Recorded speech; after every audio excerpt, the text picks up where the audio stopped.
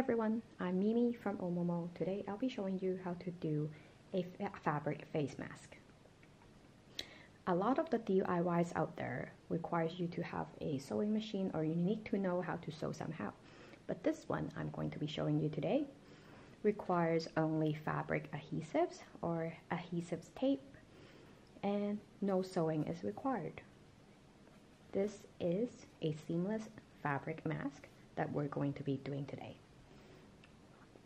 I'm going to be showing you some materials we'll be needing today, and here they are.